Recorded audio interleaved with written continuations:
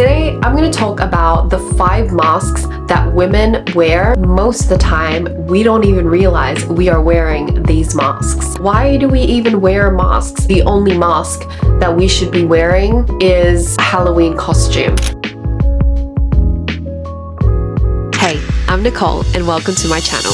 I'm a life and transformation coach for women, self-proclaimed foodie, content creator, educator, and your new YouTube bestie. I help everyday women step into more abundance, flow, and embodiment of their most authentic selves. In my world, we talk about all things to do with elevating your life. I post weekly videos helping the everyday woman embody her highest self, create inner wealth, master her mindset, unlock her femininity, and be an absolute boss in life. I create resources, trainings, and host experiences online and in person in order to help you reconnect to your true self. Not the one you think you need to be, but the one you were born to be, so you can reclaim your power and amplify your voice to lead, love, and create as a woman.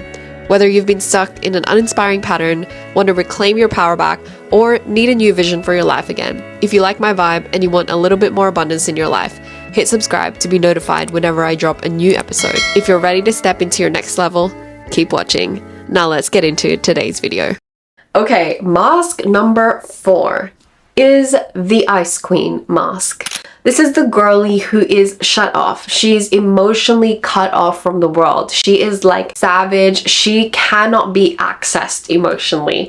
It takes a lot to break her. It takes a lot to gain her trust. It takes a lot for her to be herself. And this existence of the Ice Queen typically is a very lonely one. You feel like the world is happening before you, but nobody really knows you. And you might even feel that you want people to really know you and ask and get to know you deeper. And yet, when they try to, you push them away. If you are wearing the Ice Queen mask, it is typical that the root of this is the fear of being judged or made to feel unworthy if you were to let people in. This facade of perfectionism and having it all together and being emotionally unavailable and inaccessible. Just perhaps you're a high achiever or you're just really great at what you do, but nobody knows about your personal life. Nobody sees you feeling and emoting and going through life. Not that you need to air out your dirty laundry all the time, but it's this stoic approach to life that causes people to maybe perceive you as somebody who is unapproachable and not warm or is uptight. And this perfectionism is a way that you can kind of keep a shell on so that you cannot be vulnerable to the thoughts and the opinions of other people. Perfectionism is a coping mechanism. The way that you put yourself together into this stoic way and present yourself in a certain image to the world is just your way of finding a sense of security, because you fear that if you were to really show what's going on internally, that you will be unworthy, that people will judge you and think that you're less than for having emotions or for feeling a certain way, when the opposite is actually true. The wound of this mask is essentially feeling emotionally unsafe. It's feeling like expressing your emotions is an extremely terrifying and dangerous thing to do. And this might have been inflicted or exacerbated by parents who were not emotionally available, or partners who were toxic, who caused you to feel wrong for communicating how you're feeling. And for many people, it might even happen in friendships or workplaces where expressing what's going on for you is responded to with certain judgment or disapproval.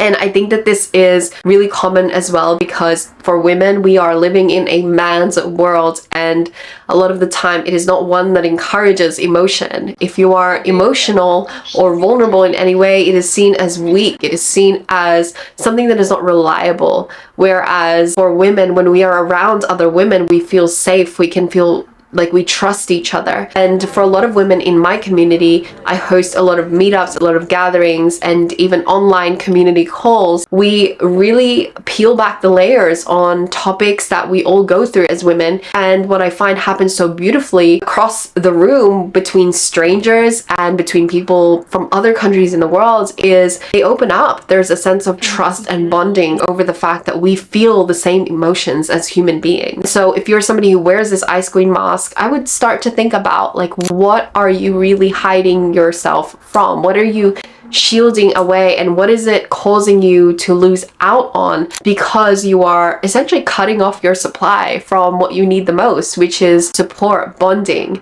and to feel seen. And ultimately, I believe that if you're wearing the Ice Queen mask, it's likely that you feel that nobody really sees you, and that part of you that wants to be seen doesn't ever get to see the light of day. And even if you could just practice seeing yourself and being vulnerable with yourself, that is the first step. Maybe that's doing mirror work, looking yourself in the eyes in front of a mirror and just seeing yourself, appreciating yourself, and saying that your emotions are valid, that you're allowed to feel what you want to feel, and there's absolutely nothing wrong with that. That gets to be like a powerful first step. I did this with my clients at a recent workshop that I ran here, and it was so emotional. Over 15 women just in this dance studio with mirrors in front of them, connecting to their bodies and seeing themselves eye to eye. There were so many tears, and I literally bawled my eyes out just guiding them through this meditation and this mirror work, because it was so profound to see so many of them who had never done that before with themselves feel genuinely connected and feel that they are seeing themselves for the first time. And lucky last, number 5. This is the perfectionist mask. This is one that I am heavily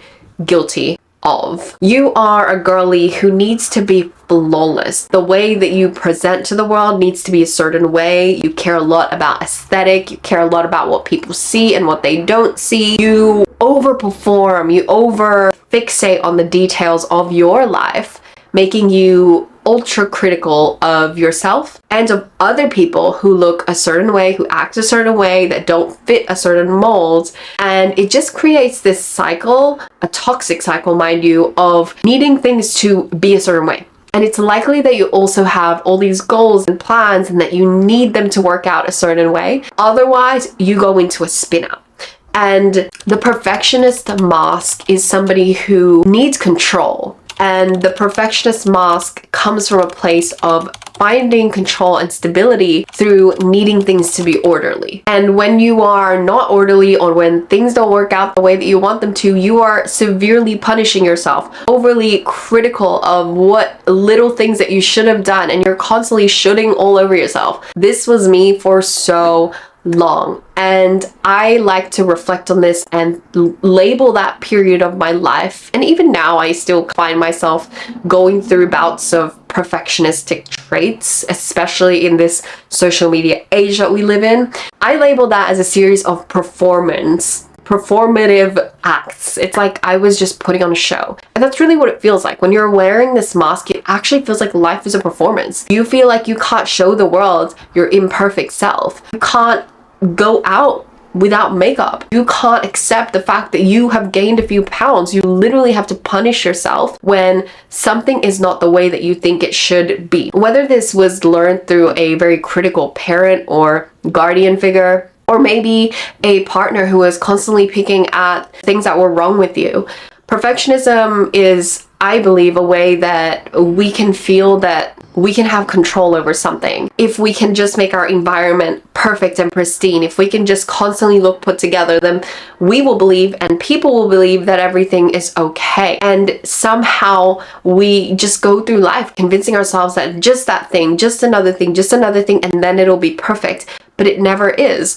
And that's where the toxic cycle begins. This mask is rooted in insecurity and the feeling of unworthiness. Your worthiness comes from this performative act, because what happens when you are perfect is you get applause, you get attention, you look like you have it together, you get to be the aspirational figure. I was this figure for a long time, believing myself to be the girl who is inspiring everyone and the girl who just could mindset her way through everything. And while this helped me actually get through a lot of things, what it also unconsciously led me to learn was that being imperfect and showing people my failures and talking about the fact that I wasn't doing good was shameful. And I had to keep a lot of that in, and suppressing it obviously kept trauma and emotions stored in my body. And it wasn't until I really had to wake up from the fact that this was destroying me from the inside, trying to be a certain way when I knew that I wasn't perfect. I knew that I wasn't always happy. I knew that while I have a lot of wisdom to share, it is not 100% that every single day I'm positive and have wisdom to share. There are days where I sit like a potato and do nothing. There are so many days where I wake up and I'm like, what is the point of it all? And to believe that I need to be perfect in order to be loved and valuable in society and as a business owner and as a woman, as a partner, as a friend is the most toxic thing to believe. In fact, it was only when I started really sharing these parts of myself, the shadow self, with other people, being honest with my friends, reaching out for help, telling my partner how I was actually feeling, that people started to continue to gravitate towards me in a deeper way. People were drawn to the authenticity that I was showing. And not only did my community grow, but my relationships and the depth of what I could feel and receive also expanded. And so if you are somebody who's wearing this perfectionism mask, it's likely that you are living to perform for someone or to gain a certain result. And I want you to ask yourself, what is that result that I'm looking for? What am I chasing so hard to get? What am I so relentlessly performing for? Whose applause? Is it a parent from years long ago you could never please?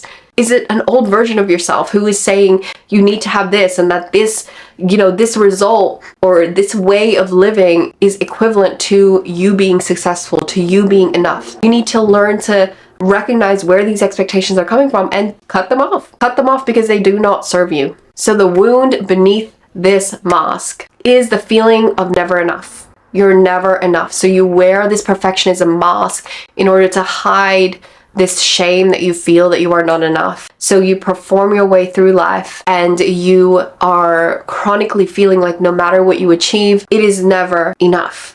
And so your first step here towards healing and restoration is to actually give yourself reasons. Why am I enough? Give yourself actual reasons. List them out every single morning. Meditate on them. Reflect them back to yourself. Write them on your walls and remind yourself all the reasons why you are enough and why you don't need to perform for anybody. And another tip, like what I did, is you shut off social media. Disconnect from the rest of the world that's telling you to be a certain way, to act a certain way, because you don't need it. It is not essential. For a long time, I walked around believing and acting like social media was essential to have and I couldn't live with it, when the reality was I never tried it. And when I actually gave myself the permission to be like, I don't need to post everything. Some things get to be sacred just for me. Some things don't have to be shared with the world. It took a while for me to really do that, but with discipline and with the commitment, a higher commitment to myself and my well-being, I did it. And even just for a week or 2 weeks, guys, this will heal parts of you that you feel are constantly performing for other people's praise and approval. So there you go. There you have it. 5 roles or masks that you learn to play as a woman that it is now time to let go of. The beauty about all of this is that you now have the awareness, and I believe that awareness is empowerment. When you become aware of the patterns, the things that you do, think, and feel that are not aligned to the highest version of you, then you can break free from them, or at least give yourself the permission to start. And I gave you some helpful tips in this video to help you implement and apply to actually help you break out of these masks. But if you're somebody who's watching this and you feel that you want to take this deeper, you want to step into your expansion now and to become your best self now, I want to invite you to join my free workshop, the Becoming Her workshop, where I'm going to be sharing with you my signature formula that I have helped countless women with to change their life, career, finances, relationships, and most importantly, their self-concept, to create more expansive, authentic, and fulfilling lives. And if you are watching this right now and you feel that you are ready to take that expansion to another level, I invite you to check out that workshop and sign up for it now. It's a free workshop and it is known to change lives. So many women have raved about this workshop. And the best part is I take my 4 years plus of working with women through this transformation of going from stuck and uninspired to expansive, magnetic, and authentic and fulfilled. And I teach that to you in this workshop. So don't miss out. Book that link in the description box and make sure that you get there. Okay, I'll see you at the next video. Hey, If you like this video and you want to take your life to the next level, I want to help you. To help you take the first step to unlocking the life you deserve, I'm giving you free resources, workshops, and masterclasses that you can access on demand to help you elevate your life and become the best version of you.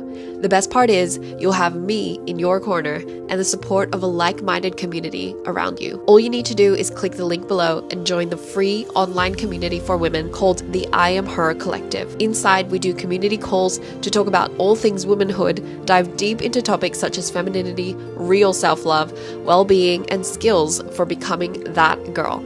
For deeper connections, relatable insights, and helpful tools, click the link below to join now. And for more videos like this, don't forget to hit subscribe and to check out the other playlists on this channel. I'll see you next time.